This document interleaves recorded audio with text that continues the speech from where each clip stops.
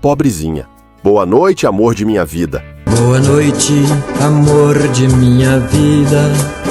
Preciso ir e não posso demorar. Ele mesmo se batizou de O Cancioneiro Apaixonado. E nos anos 70, foi o homem que fez o Brasil inteiro chorar de dor de cotovelo. 10 discos, 7 compactos. A mesma gravadora de Moacir Franco, de Ângela Maria, de Jorge Ben. Só que tem uma parte dessa história que quase ninguém conhece. Em julho de 1979, um Ford Maverick com placa de São Paulo parou amassado num cruzamento de Goiânia, furado de bala. E dentro dele estava o Cancioneiro Apaixonado. Hoje a gente vai lembrar a história desse grande cantor e vai investigar, item por item, tudo o que ele deixou depois da morte. Fica comigo, porque agora a gente vai voltar no tempo. Rio Verde, sudoeste de Goiás, 12 de julho de 1939. É ali que nasce Pedro Hamilton Vieira. Esse é o nome de batismo do homem que o Brasil conheceria depois como Hamilton Lelo. E olha, para entender essa história direito, você precisa entender que lugar era aquele. O Brasil de 1939 era outro país. Getúlio no poder, a Segunda Guerra começando lá fora e o interior de Goiás ainda esperando o resto do país chegar. Goiânia, a capital, tinha sido inaugurada fazia só 4 anos. Era uma cidade recém-nascida no meio do Cerrado. E Rio Verde ficava a mais de 200 quilômetros dali. 200 quilômetros que hoje você faz em 2 horas de asfalto. Naquela época, era viagem de estrada de terra, poeira, atoleiro na chuva e o dia inteiro sacolejando. Agora imagina o que era a música naquele lugar. Não tinha televisão.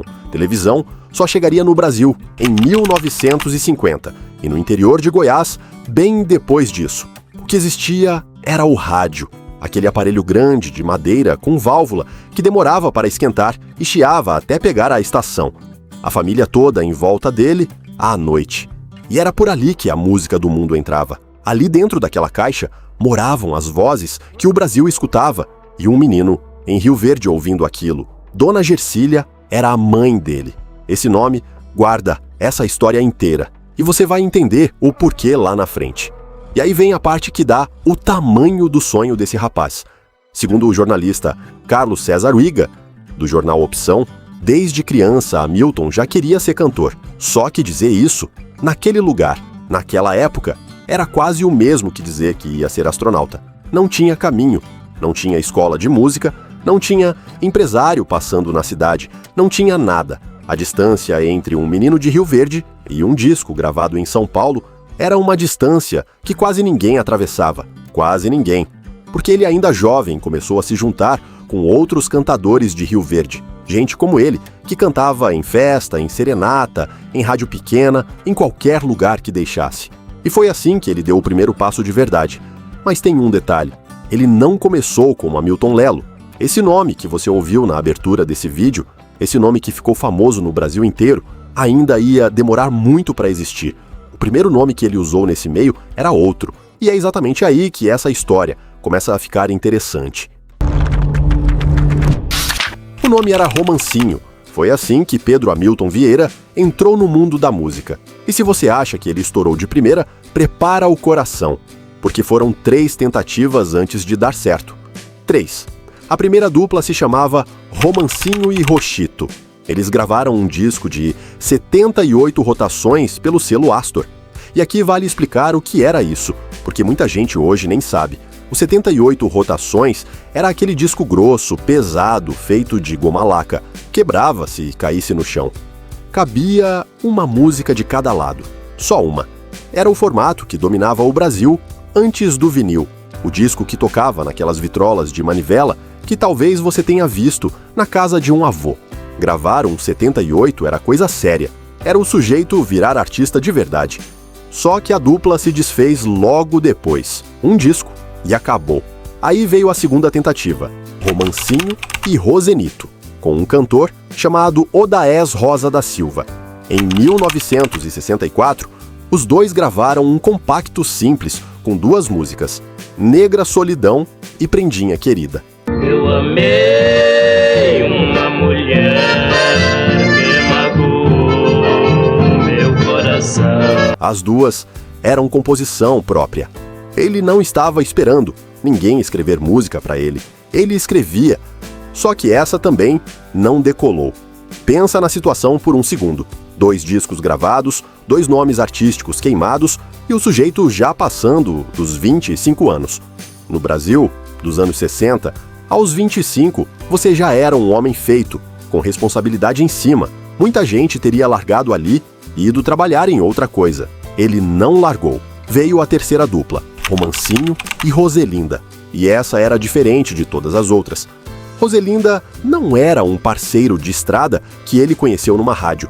Não era um cantador de Rio Verde que topou tentar a sorte junto.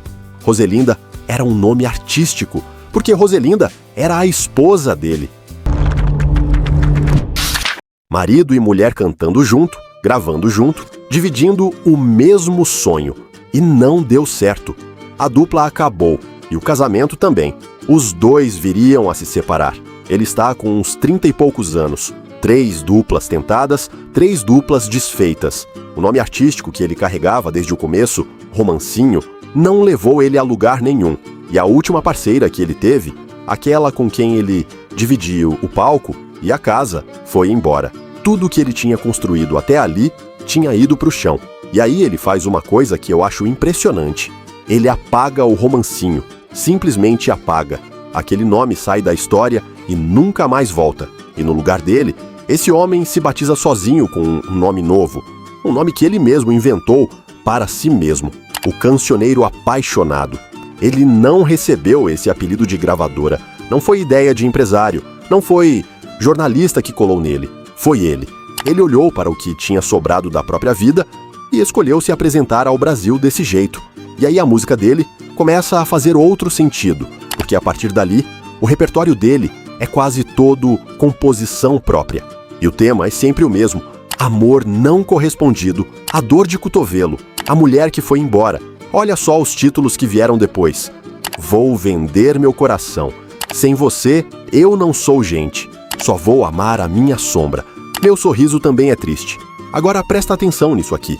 A maioria das pessoas olha para um cantor de música romântica e pensa que aquilo ali é só o trabalho dele. E faz sentido pensar assim, porque era música popular, era fórmula de mercado, era o que vendia naquela época. Meio mundo cantava sofrência antes de existir a palavra sofrência. Só que no caso dele, a coisa era um pouco diferente. Esse homem que fez o Brasil inteiro chorar cantando Amor Não Correspondido tinha acabado de perder a dupla e o casamento com a mesma mulher. O Cancioneiro Apaixonado nasceu exatamente aí, do que sobrou. E não dá para saber o que ele sentia quando cantava aquilo. Ninguém pode saber, mas dá para saber de onde ele estava cantando. Faltava só uma canção para transformar esse homem num nome nacional. E ela veio. A música se chama Eu Preciso de Você. E foi ela que fez o Brasil inteiro descobrir Hamilton Lelo. Zarriga, do jornal Opção, foi essa canção que consagrou ele no país inteiro. As fichas de discografia colocam um disco com o mesmo nome em 1973. Ele foi para a Copacabana. E aqui você precisa entender o tamanho disso. A Copacabana não era gravadora pequena, não era selo de interior. Era uma das mais importantes do Brasil. Sabe quem dividia elenco com ele? Moacir Franco, Ângela Maria, Dolores Duran, Jorge Ben, gente que o Brasil inteiro conhecia pelo nome, que aparecia na televisão, que enchia programa de auditório. O rapaz, que gravou 78 rotações que ninguém ouviu agora, estava na mesma casa que essa turma. E aí ele começou a produzir de um jeito que impressiona. 10 discos, 7 compactos. Esse é o número que o jornal Opção registra e olha os títulos que foram saindo. Te Quero Só Pra Mim. As 12 mais apaixonadas de Hamilton Lelo, em 1975. Águas Criminosas, em 1976. Meu Sorriso Também é Triste, em 1977. Só Vou Amar a Minha Sombra, em 1978. Um disco por ano, sem parar. E quase tudo escrito por ele mesmo. Isso é mais raro do que parece. Um monte de cantor da época gravava a música dos outros, chegava no estúdio e recebia o repertório pronto. Ele não. Ele chegava com a própria dor debaixo do braço. Mas tem uma coisa nessa história que talvez você não imagine. O sucesso dele não foi só em Goiás, não. As músicas de Hamilton Lelo pegaram forte em São Paulo, no Norte e no Nordeste. Aquela voz saía de rádio em Belém, em Recife, em cidade pequena que ninguém sabia o nome. E era sempre a mesma cena. Alguém sofrendo por amor com o rádio ligado. Boa noite, amor de minha vida, casinha pobrezinha. Ontem eu chorei demais, montanha maior do mundo. Onde estás? Covardia. Boa noite, amor de minha vida. Preciso ir e não posso demorar. Se alguma dessas você já ouviu na vida, escreve aí embaixo qual foi. Eu quero saber. Porque a essa altura, o homem tinha chegado. Depois de 3 duplas fracassadas, ele era um artista nacional de contrato com gravadora grande. E aí chegou 1979. Disco novo pronto, gravadora empenhada e estrada pela frente. Era para ser o melhor ano da vida dele. O disco novo se chamava O Cancioneiro Apaixonado. Repara na escolha. Depois de 10 discos, ele batizou o trabalho com o próprio apelido. Aquele nome que ele mesmo tinha inventado lá atrás, quando não tinha sobrado nada. Era como se ele estivesse assinando embaixo. Este sou eu. E a Copacabana comprou a ideia. Segundo o jornal Opção, a gravadora estava empenhada na divulgação do artista. E isso, naquela época, significava trabalho pesado. Não tinha da internet, não tinha rede social, não tinha nada disso. Divulgar disco no Brasil dos anos 70 era pegar a estrada. Era ir de rádio em rádio, apertar a mão do locutor, deixar o compacto em cima da mesa, deixar cartaz na parede da loja de discos. Era o artista chegando na cidade em pessoa, com a cara e a coragem. E foi exatamente isso que ele fez. Pouco antes de julho, Hamilton Lelo viajou para Minas Gerais divulgando o disco novo. Rodando estrada, batendo em rádio, fazendo o trabalho por conta própria. Ele estava com 39 anos. E rodando como se tivesse 20. Mas tinha uma vida esperando ele em Goiânia também.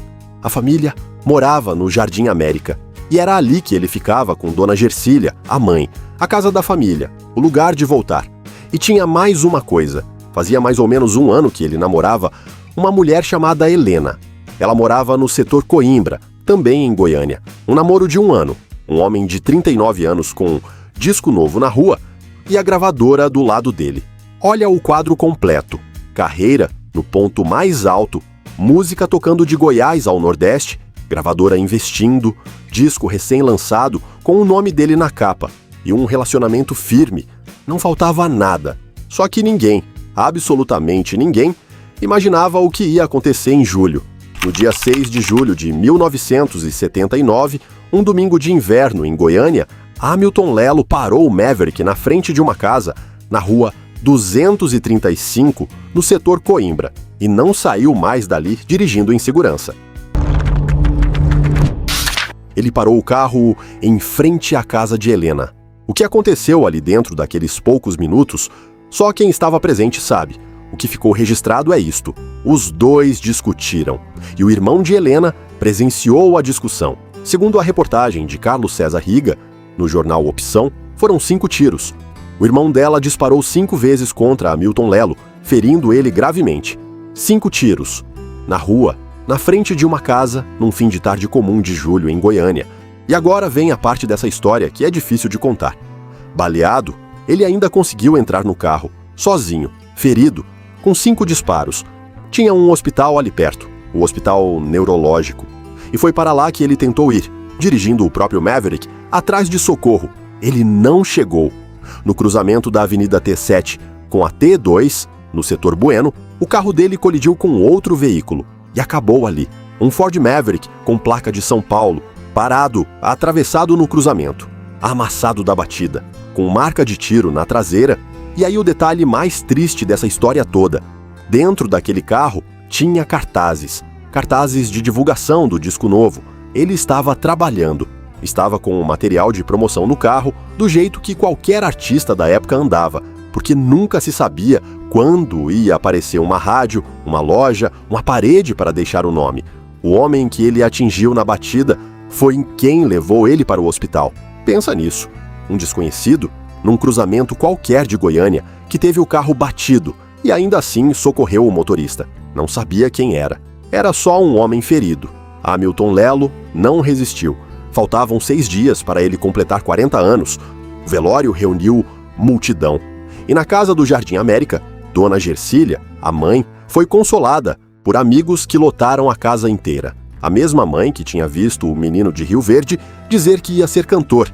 E aqui essa história trava, porque a partir desse ponto, o silêncio toma conta.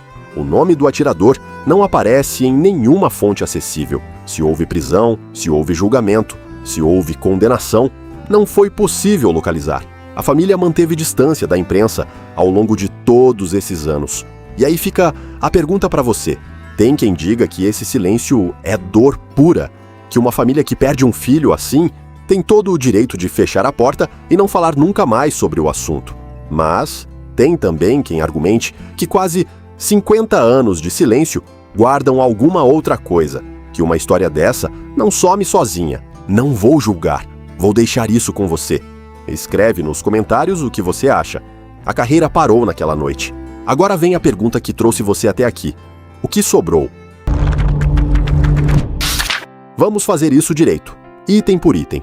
Um artista com 10 discos gravados, 7 compactos, contrato com uma das maiores gravadoras do país e música tocando de Goiás ao Nordeste. A gente procura o quê? Mansão, fazenda, carro importado, dinheiro guardado. Procurei tudo isso. E aqui está o que existe, de fato, registrado em alguma fonte. O Ford Maverick, aquele mesmo, é o único veículo documentado da vida dele. E a casa do Jardim América, em Goiânia, onde ele morava com Dona Gersília. Um relato de parente conta que a família, a irmã, o sobrinho, continuou na casa, onde Hamilton morava com a mãe. Essa é a lista. Nenhum valor de cachê jamais foi publicado. Nenhum contrato de gravadora veio a público. Nenhum inventário, nenhum processo de herança, nenhum documento com cifra. Nem em cruzeiro, nem em nada. E já que a gente está falando de coisa que não se comprova, tem duas que a internet repete e que precisam ser corrigidas agora. A primeira, circula por aí que Hamilton Lelo morreu em 1985, em Bela Vista de Goiás, morto por uma cunhada. Isso é falso. Ele morreu em 6 de julho de 1979, em Goiânia. A reportagem do jornal Opção deixa isso claro. A segunda, repete-se em blog e site memorial que ele vendeu milhões de discos. Pode ser que tenha vendido mesmo, só que ninguém nunca mostrou um número, uma certificação, um documento. É frase de internet. Mas agora presta atenção, porque tem uma coisa que quase ninguém procura quando vai atrás do patrimônio de um artista. Os direitos autorais. As composições de Hamilton Lelo continuam registradas em nome dele até hoje. Pedro Hamilton Vieira, o menino de Rio Verde. Eu Preciso de Você, tem obra e fonograma registrados no ECAD, com editora e tudo. Quase 50 anos depois da morte dele, aquele nome ainda está lá, na ficha como autor. E as músicas não pararam. Estão no Spotify, estão no Deezer, na Apple Music, na Amazon, saíram coletâneas depois da morte dele, relançamentos em CD. A mesma voz que saía de rádio de válvula no interior de Goiás, agora sai de fone de ouvido no ônibus. Dos 78 rotações ao streaming, esse homem atravessou 5 formatos diferentes de tecnologia. Continua tocando todo santo dia.